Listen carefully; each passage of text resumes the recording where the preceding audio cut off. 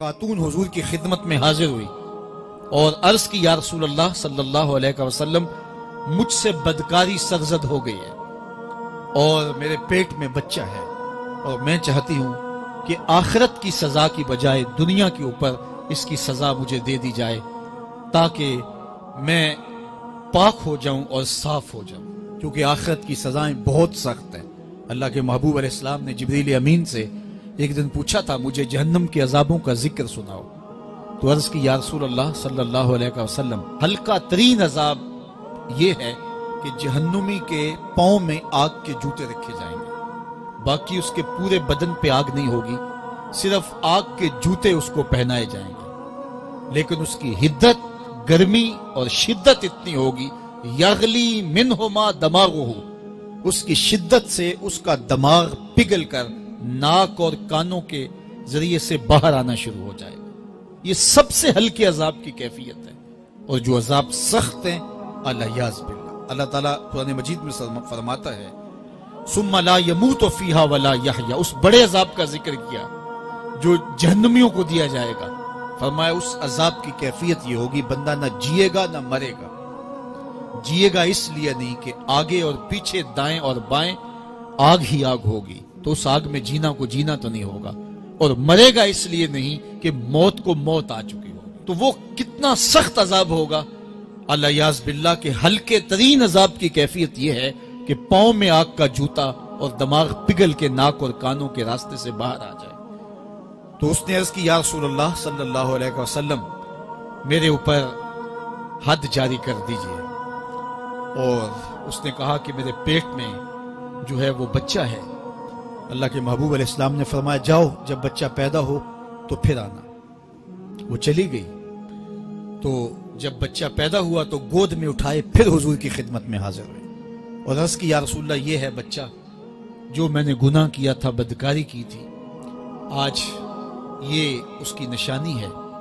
تو اللہ کے محبوب علیہ السلام نے فرمایا کہ اسے لے جاؤ اور اسے دودھ پلاؤ، اور جب یہ کچھ کھانے پینے لگ جائے گا تو پھر آنا۔ کچھ دنوں کے بعد وہ دوبارہ حاضر ہوئی اور اس نے اس بچے کے ہاتھ میں روٹی کا ٹکڑا دیا ہوا تھا، اور عرض کی یا رسول اللہ دیکھ لیجئے اب یہ روٹی کھانے لگ گیا ہے۔ اللہ اکبر۔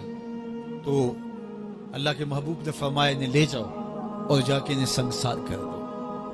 اس کی یہ حد بنتی تھی، اس کو سنگسار کیا اور اس نے خود یہ سزا اپنے لیے قبول کی۔ تو یہ بات ذہن نشین کیجئے کہ یہ وہ لوگ تھے کہ جن سے کبھی کوئی گناہ سرزد ہو جاتا تو وہ جلد توبہ کرتے، اور اس کی بڑی سے بڑی حد اور سزا بھی ہوتی تو وہ بھی کاٹنے کے لیے تیار ہو جاتے۔ میں اور آپ دیکھیں کہ ہماری زندگی میں اگر گناہ ہیں اور ہمیں سچی توبہ کی توفیق بھی نصیب نہیں ہے اور آئندہ نہ کرنے کا عزم مصمم ہو، پکا ارادہ ہو کہ یہ گناہ زندگی میں دوبارہ نہیں کروں گا، الگ بات ہے کہ پھر دوبارہ اس سے سرزد ہو جائے، لیکن جب وہ توبہ کر رہا ہو تو اس وقت اس کا پختہ عزم ہو اور اس کے دل کے کسی گوشے میں نہ ہو کہ چلو میں توبہ کر لیتا ہوں اور پھر ہو گیا تو پھر کر لوں گا، پکا عزم ہو کہ دوبارہ یہ گناہ نہیں کروں گا۔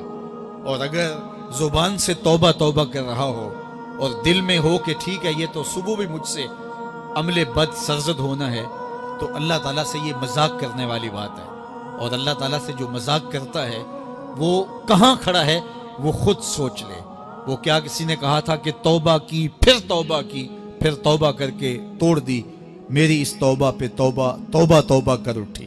تو ایسی توبہ نہیں ہے کہ جو رسماً کسی مجلس میں چلے گئے، کسی اجتماع میں چلے گئے تو سب لوگوں نے توبہ توبہ کی تو وہ بھی توبہ توبہ کرتا رہا، لیکن اس کا عزم مصمم پختہ ارادہ نہیں تھا گناہوں کو چھوڑنے کا، تو یہ توبہ نہیں، یہ مذاق ہے۔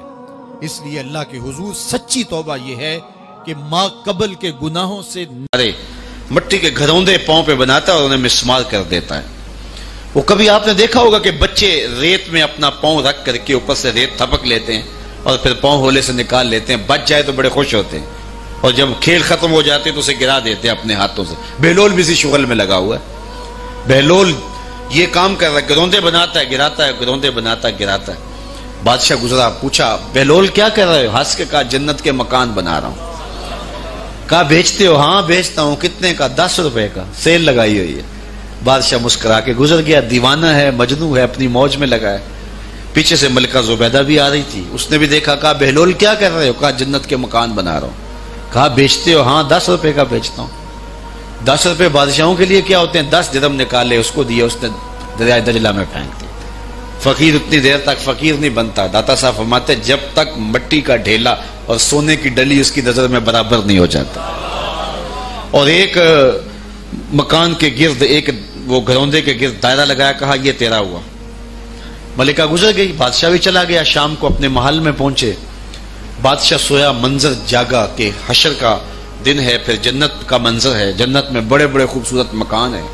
ایک مکان تو بڑا ہی اچھا لگا، تو جی چاہا کہ اس مکان کو دیکھوں. تو جب قریب گیا تو دروازے پہ لکھا تھا ملکہ زبیدہ.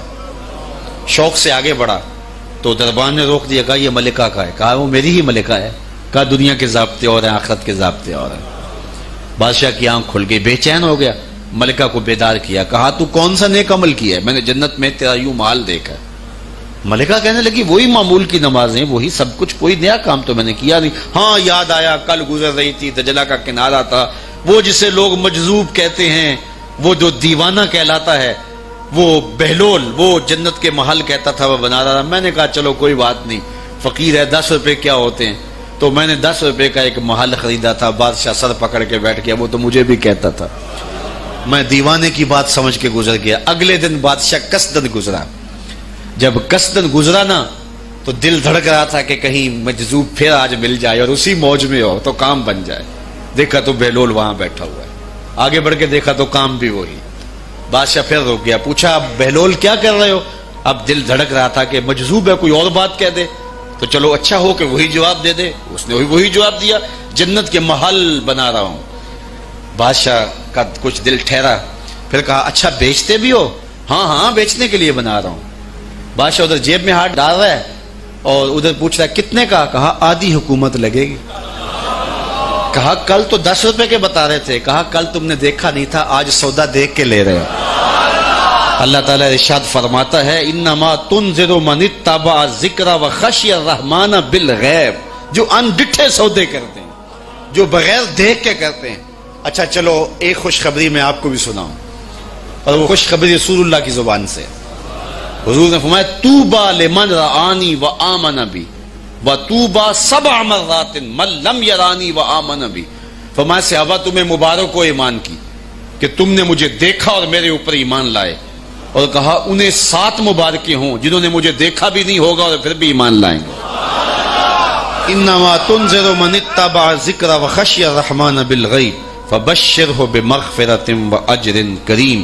ان کو بشارت دے دیجئے بڑی عزت والے اجر کی اور خوشخبری بھی. تو جس اجر کو میرا رب بھی کریم کہہ رہا ہے وہ اجر کیسا ہوگا. تو یہاں تو لہجہ دم توڑتا ہے اور الفاظ ساتھ نہیں دیتے کہ اجر کریم کی کیا تعریف کریں جس اجر کو میرے رب ہے. لا فضل لعربی علی اعجمی. کسی عربی کو اجمی پر کوئی فضیلت نہیں ہے اور کسی اجمی کو کسی عربی پر کوئی فضیلت نہیں ہے. کسی گورے کو کالے پر، کسی کالے کو گورے پر کوئی فضیلت نہیں. فضیلت کا معیار صرف تقوی ہے. ہمارے آج بھی ہندوانہ رسمیں ختم نہیں ہو رہی. دولت کی تقسیم پر، امیر غریب کی بنیاد پر اس معاشرے میں تقسیم موجود ہے. ہمارے دیہاتوں میں چودھری اور کمی کی بنیاد پر تقسیم موجود ہے. رعایا اور حکمرانوں کی بنیاد پر یہاں تقسیمیں موجود ہیں. لیکن میرے اور آپ کے آقا و مولا نے قیامت تک آنے والی انسانیت کے لیے جو منشور دیا وہ یہ تھا کسی عربی کو اجمی پر کوئی فضیلت نہیں، کسی اجمی کو عربی پر کوئی فضیلت نہیں، کسی گورے کو کالے پر کوئی فضیلت نہیں. کیونکہ کالے رنگ بھی اللہ نے بنائے ہیں، گورے رنگ بھی اللہ نے بنائے. حکیم لقمان رنگ کے کالے تھے اور صورت اچھی نہیں تھی. تو کسی نے ان سے پوچھا کہ آپ اتنے بدصورت کیوں ہیں؟ تو حکیم لقمان نے کیا جواب دیا؟ کہا آپ شکل میں نقص نکال رہے ہیں یا شکل بنانے والے میں نقص نکال رہے ہیں؟ تو وہ خاموش ہو گیا. اللہ اکبر. تو یہ اللہ نے بنایا ہے نا، اس نے کانٹا بھی اس نے پیدا کیا ہے، پھول بھی اس نے پیدا کیا ہے، چہروں کی رنگت اس نے بنائی ہے، کسی میں کوئی رنگ بھر دیا، کسی نے کوئی رنگ بھر دیا. تو رنگوں کی بنیاد پر، نسب کی بنیاد پر کوئی افضل، کوئی اشرف، کوئی اعلیٰ، کوئی بد، یہ نہیں ہے، بلکہ معیار جو دیا گیا وہ کیا تھا؟ تقوی. ان اکرمکم عند اللہ اتقاکم، جو زیادہ متقی ہے اللہ کے نزدیک وہی معزز ہے، وہی معتبر ہے. پھر حضور علیہ الصلوۃ والسلام نے عورتوں کے بارے میں تاکید کی کہ وہ تمہاری زیر دست ہیں، ان کی ملک کچھ نہیں ہوتا اور کمزور ہیں، ان کے بارے اللہ سے ڈرنا. اور حضور نے ان کے ساتھ حسن سلوک کرنے کی وصیت کی. پھر غلاموں کے ساتھ حسن سلوک کرنے کا حضور نے درس دیا کہ جو خود کھاتے ہو وہ انہیں کھلاؤ، جو خود پیتے ہو انہیں پلاؤ، جو خود پہنتے ہو انہیں پہناؤ. بعض لوگ ملازم کو، ماتحت کو جو ہیں وہ ہلکے کپڑوں میں کسن رکھتے ہیں تاکہ پتہ چل جائے کہ یہ غلام ہے، یہ ملازم ہے اور ہم باس ہیں. حضور علیہ الصلوۃ والسلام نے ان 3 چیزوں کی تاکید کی. پھر حضور نے ہمسایوں کے حقوق کے حوالے سے بات کی، اور صحابہ فرماتے ہیں کہ اتنی بار حضور نے تاکید کی کہ ہمیں یہ گمان ہوا کہیں وراثت کے اندر حقدار نہ ٹھہرا دیا جائے. تو ہمسایوں کے حقوق کے حوالے سے حضور نے تاکید ارشاد فرمائی. پھر حضور نے 3 باتوں کی تاکید فرمائی. پہلی بات، عمل میں اخلاص پیدا کرو، چونکہ عمل کا خلوص ہی قبولیت کا سبب و ذریعہ ہے. اگر عمل میں خلوص نہیں تو کچھ بھی پلے نہیں ہے. دوسری بات، حاکموں کو وصیت کرنا، جو بادشاہ وقت ہوں، حاکم ہوں، ان کو خیر کی بات کہنا، ان کو بتانا، ان کا قبلہ درست کرنے کی کوشش کرنا، یہ ذمہ داری ہے قوم کے اوپر.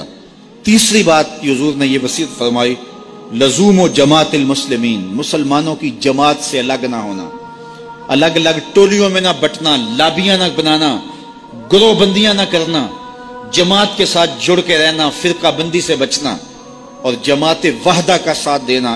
حضور نے فرمایا اتبعوا السواد الاعظم فإنه من شذ شذ فی النار، جو بڑی جماعت ہے، سواد اعظم ہے، ان کے ساتھ رہنا، جو ان سے بچھڑ گیا وہ جہنم میں ڈالا جائے گا. در ماہی دا چھوڑی ناہی، نہیں تے ہو جاویں گا روگی، جیڑی بکری اجڑوں وچھڑی او بگیاڑا جوگی. اس لیے لزوم و جماعت المسلمین، مسلمانوں کی جماعت کے ساتھ قائم رہنا.